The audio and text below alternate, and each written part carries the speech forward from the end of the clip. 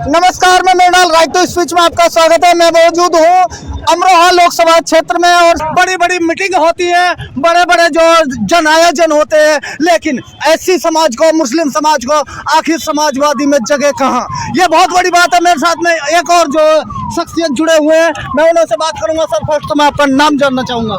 मैं सबसे पहले धन्यवाद करता हूं चैनल का। मैं प्रमोद हूँ, मेरा नाम है।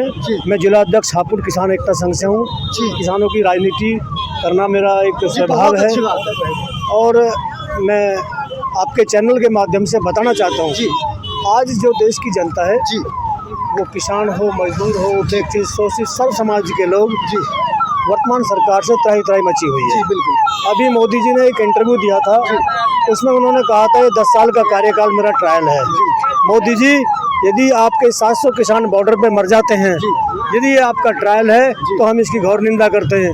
मोदी जी, खिलाड़ियों को यदि जूतों की बटों से महिलाओं को रौंदा जाता है, ये आपका ट्रायल है, तो हम इसकी भी निंदा करते हैं। मोदी जी, किसान बॉर्डर पे अपने हक की बात करते हैं, सड़क पे कील गड़वा दी जाती हैं, यदि ये आपका ट्रायल है, ट्रेलर है, तो हम इसको भी इसकी निंदा करते हैं। मोदी जी, खाद का कट्टा 50 किलो का होता था, अब 40 किलो का कर दिया है, यदि आपका ट्रेलर है तो किसान इसकी भी निंदा करता है। और मोदी जी, यदि खड़ी फसलों को आवारा पशु खा रहे हैं और किसान रातों डंडा लेकर उनको रखाने का काम कर रहे हैं, यदि ये आपकी 10 साल की उपलब्धि का ट्रेलर है, तो हम आने वाली ऐसी पिक्चर को इस देश के अंदर रिलीज नहीं होने देंगे। धन्यवाद।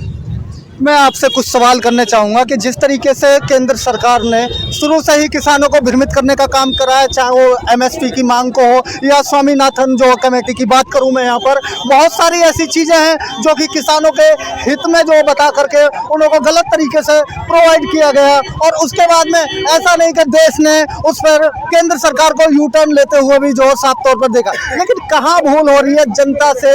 जनता तो हर जगह जन समर्थन देखने को मिलता है, चाहे विपक्ष की पार्टी कोई भी हो, चाहे समाजवादी के अखिलेश हो, चाहे फिर जो बहुजन समाज पार्टी हो, चाहे आम आदमी पार्टी हो, किसी की भी, चाहे कांग्रेस की क्यों ना हो, लेकिन कहीं तक केंद्र सरकार बार बार हर जगह से सीट, चाहे मैं सीट आजमगढ़ की बात करूं, कभी ना जाने वाली मुस्लिम तबके की सीट को बड़े ही आसानी से उस पर बड़े ही बहुमत के साथ में जीत दर्ज की।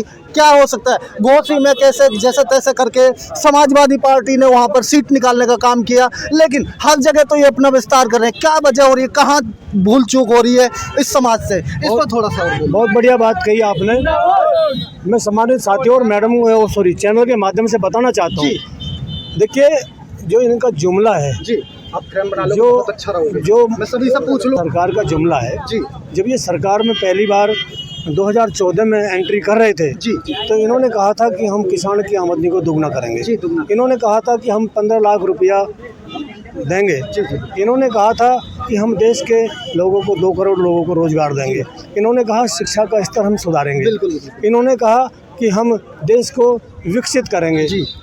मैं मानता हूं कि आज कहते हैं कि जीडीपी की ग्रोथ बढ़ी हुई है, फिर मैं ये 5 किलो अनाज वाले ये जो लाभांशी लोग हैं, जो गरीबी रेखा से नीचे लोग हैं, जो ये इनकी संख्या क्यों बढ़ रही है?